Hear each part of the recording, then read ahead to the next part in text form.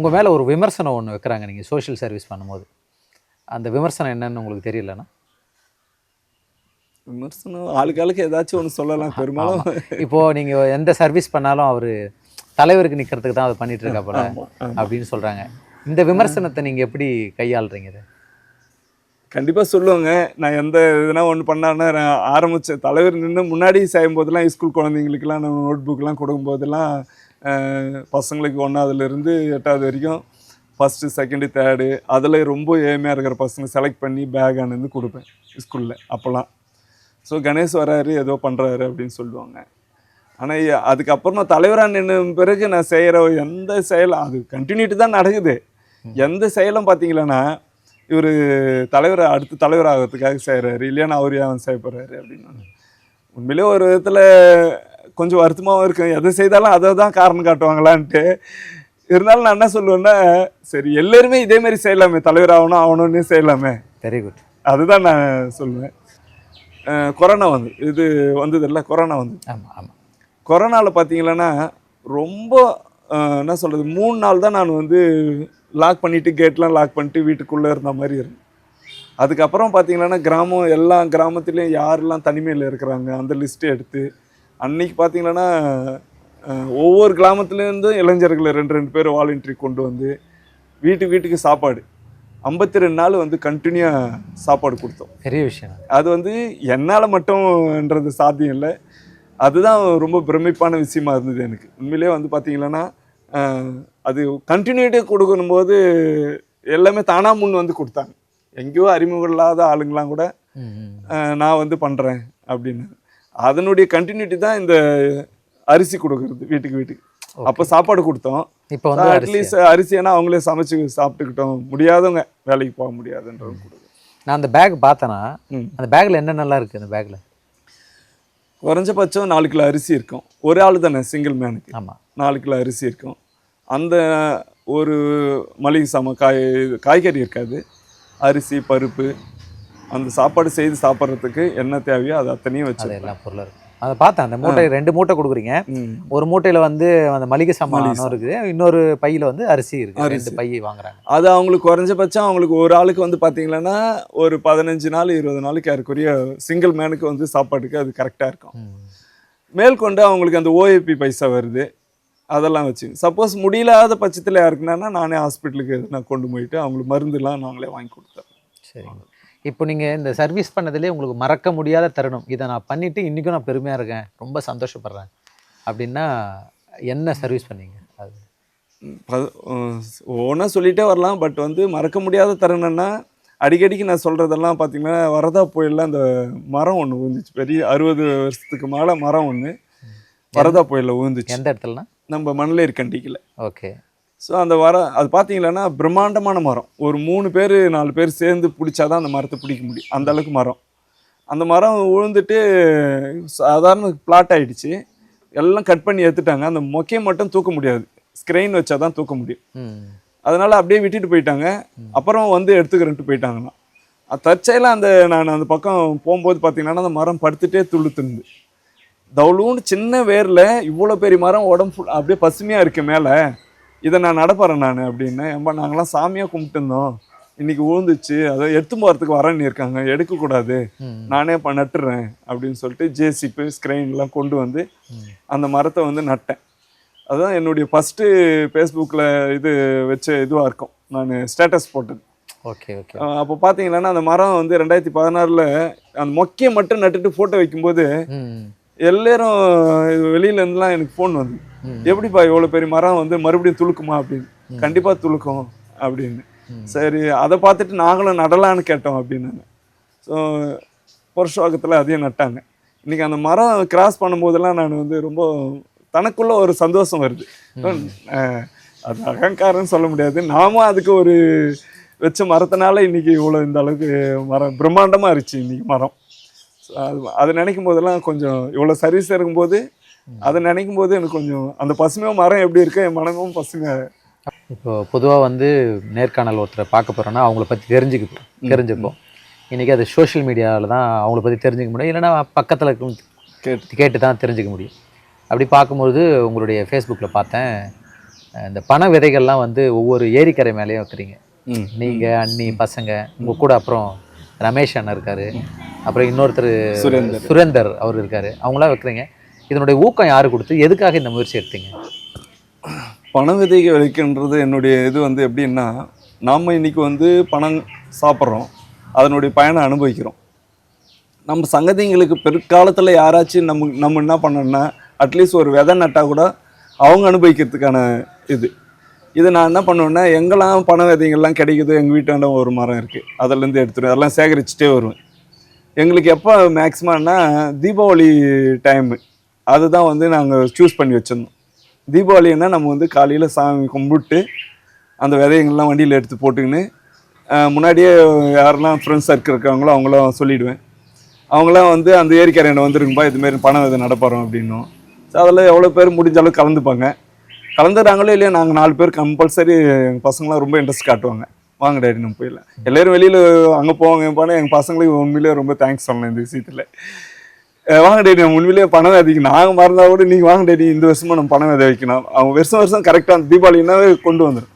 அதெல்லாம் வண்டியில் எடுத்துகிட்டு சிவன் வாயில் ஏரிக்கரை இருக்குது, அங்கே வந்து விற்க ஆரம்பித்தோம். ஃபஸ்ட்டு தடவை விற்க ஆரம்பிச்சுட்டு ஒருத்தர் என்ன சொன்னார்னா, ஒரு வாட்டியெல்லாம் பணம் விதை வச்சா பத்தாதுப்பா, கண்டினியூ 3 வருஷமான வைக்கணும், வச்ச இடத்துல கண்டினியூ வச்சுட்டே இருங்க அப்படின்னு.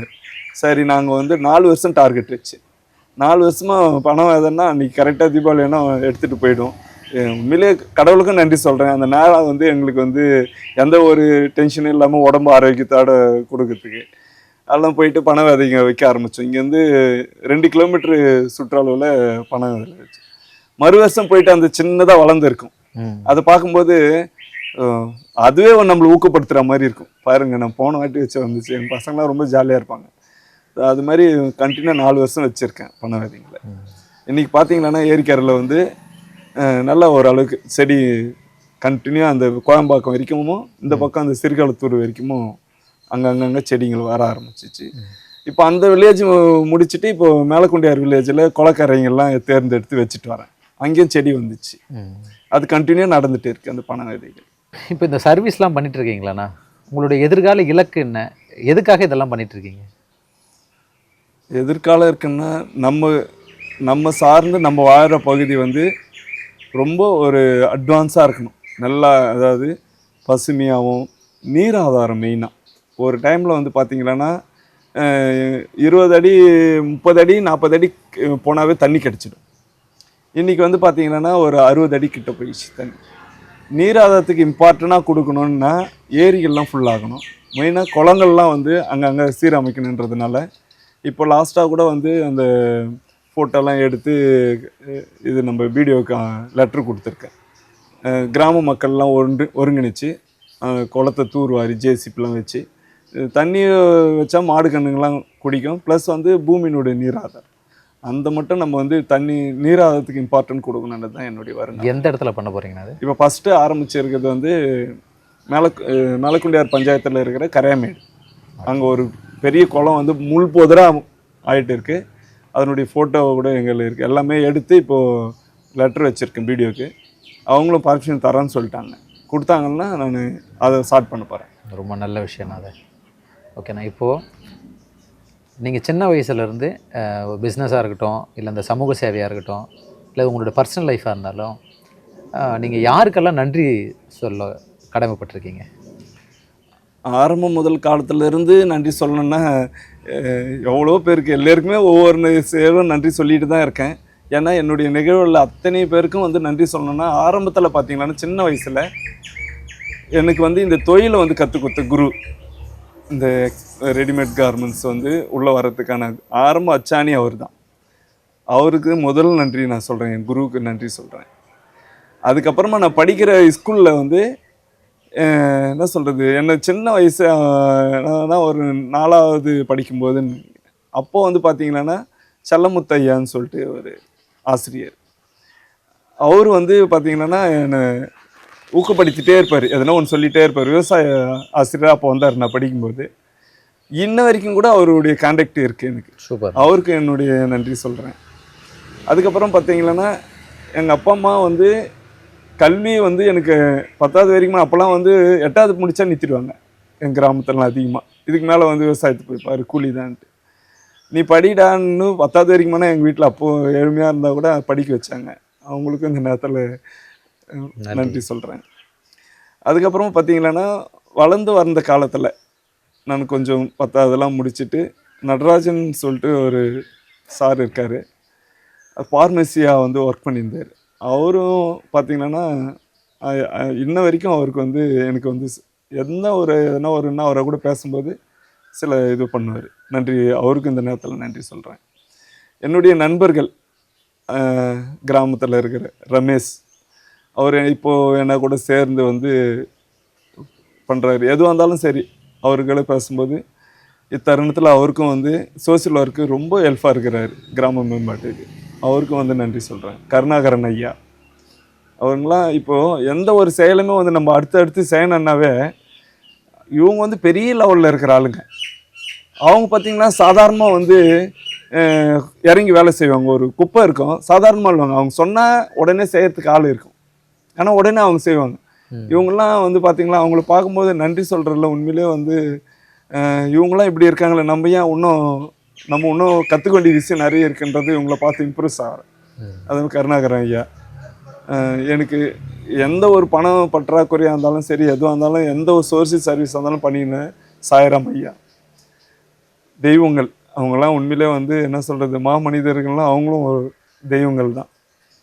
தெய்வம் வந்து நேரில் வராது, அவங்களாம் வந்து என்ன சொல்கிறது, அவங்க ரூபத்தில் தான் நான் தெய்வத்தை பார்க்குறேன். இப்போ இருக்கிற நம்ம பாக்கியரதி அம்மா, அவங்களும் வந்து இப்போது அவங்களா கூட ட்ராவல் பண்ணிகிட்டு இருக்கோம். அவங்க செய்கிற செயல்லாம் நானும் கூட இருந்து இருக்கேன். அவங்க வழிகாட்டியாக இருக்கிறாங்க. இவங்களுக்கெல்லாம் வந்து பார்த்திங்கன்னா அவங்க தான் வாழும் தெய்வங்களான்னு நினைக்கிறேன் நான். என்னுடைய ஃபேஸ்புக்கிலலாம் பார்த்திங்கன்னா பாலம் கல்யாண சுந்தரம் ஐயாவுடைய ஃபோட்டோ தான் இருக்கும். எப்பாச்சுன்னா அவருடைய மேன் ஆஃப் மில்லியன் அவரெல்லாம் பார்க்கும்போதெல்லாம் நம்ம செய்கிறதெல்லாம் வந்து ஏதோ ஒரு துரும்ப அளவுக்குன்ற மாதிரி இருக்குது.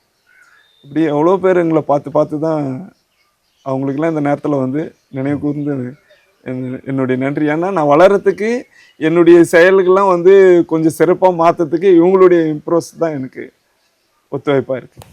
வரக்கூடிய எலெக்ஷனில் தலைவருக்கு நீங்கள் நிற்கிறீங்களா? அதாவது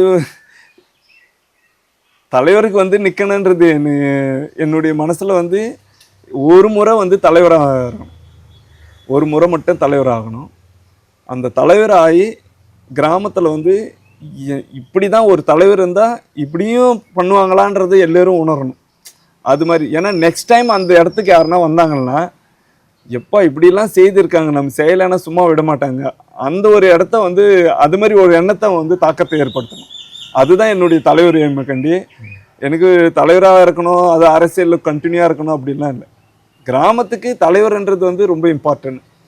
அதை வந்து எந்த ஒரு தோல்வி இல்லாமல் மக்கள் இடத்துல அந்த பணி வந்து சிறப்பாக செய்யணும். அது ஒரு அரசியல் இல்லாமல் இருந்தாலும் சரி அந்த 5 ஆண்டில் வந்து இப்படி தான் ஒரு தலைவர் இருந்தாங்கன்றத முன்மாதிரி கிராமமாக கொண்டு வரணும். நம்ம வாழ்கிற பகுதியை முன்மாதிரி கிராமமாக கொண்டு வரணும். அது மட்டும் நடந்துச்சுன்னா நம்ம மறுபடியும் அது கண்டினியூவாக நம்ம பண்ணணும்னு அவசியம் இல்லை. அது பின்னாடி வரவங்க கண்டினியூ பண்ணி சந்ததியும் கண்டிப்பா அது பண்ணுவாங்க, பின்பற்றுவாங்க. அதான் முன்னேறு எப்படி போகுமோ பின்னேறு அப்படி வரும். கண்டிப்பா. இப்போ நம்மன்னு சொல்லலையா, காமராஜர் காமிக்கிறோம்ல, தமிழ்நாடுக்கு உதாரணமா காமிக்கிறோம்ல, இது மாதிரி அரசியல் தலைவர்களை காமிக்கிறாங்கல்ல. அட்லீஸ்ட் ஒரு கிராமத்துல இப்படிலாம் ஒரு தலைவர் இருக்கிறாங்கன்றத மற்றவங்களாம் இப்படிலாம் இருந்தாங்க, நாமளும் இருக்கணுன்ற ஒரு உணர்வு. அது நம்ம 100% ஒரு தலைவர்னா ஒரு பஞ்சாயத்து இப்படி தான் இருக்கணுன்றது காமின்னு என்னுடைய கனவு, விருப்பம். மற்றபடி ஒன்று இல்லை. வாழ்த்துக்கள்னா. அப்புறம் வந்து இறுதியாக வந்து நம்ம விளையாடு மகிழ்வோடு சேனலில் மண்ணின் மனிதர்கள் மக்களுக்கு வந்து என்ன சொல்ல விரும்புகிறீங்க நீங்கள்? மக்கள் வந்து எப்பவுமே என்ன சொல்கிறது, பல விதமான மக்கள் இருக்காங்க. என்ன சொன்னால் ஒருத்தர் கோபமாக பேசுவாங்க, எல்லாமே இருக்கும். எல்லார் இடத்துலையும் அன்பு மட்டும் எல்லோரும் அன்பாக இருந்துட்டாங்கன்னாவே எதுவுமே கொண்டு போக போகிறதில்ல. நம்ம சில நேரத்திலலாம் பெரிய பெரிய ஆளுங்கள்லாம் வந்து அந்த டெத் ஆகுறாங்க. அதெல்லாம் நினைக்கும் போது இவங்க இவ்வளோ அவங்களுக்கு செய்தது தான் சொல்கிறாங்க, எவ்வளோ பணம் வச்சுருந்தாங்கன்னு சொல்லலை. அதுமாரி மக்கள் எல்லாருமே அவங்களால முயன்றது ஒருத்தருக்கு அன்பாக இருந்து ஹெல்ப் பண்ணுங்கன்னு தான் சொல்ல வரேன். விளையாடு மகிழ்வோடு சேனலை எல்லோரும் சப்ஸ்கிரைப் பண்ணுங்கள். அவங்களுடைய ஆதரவு கொடுங்க. ஏன்னா இது மேலே ஒரு சமுதாய பணியை முன்னோக்கி கொண்டு போகிறாங்கன்னா இப்போதைக்கு நம்ம சமுதாயத்துக்கு நம்ம தேசத்துக்கு தேவையான ஒன்று தான். அது அவர் முன்முயற்சியாக எடுத்திருக்காரு. மீண்டும் ஒரு முறை விளையாடு மகிழ்வோடு சேனலுக்கு எங்களுடைய மனமார்ந்த நன்றி தெரிவிச்சுக்கிறேன். வாழ்த்துக்கள். ரொம்ப நன்றிண்ணா. தேங்க்யூ.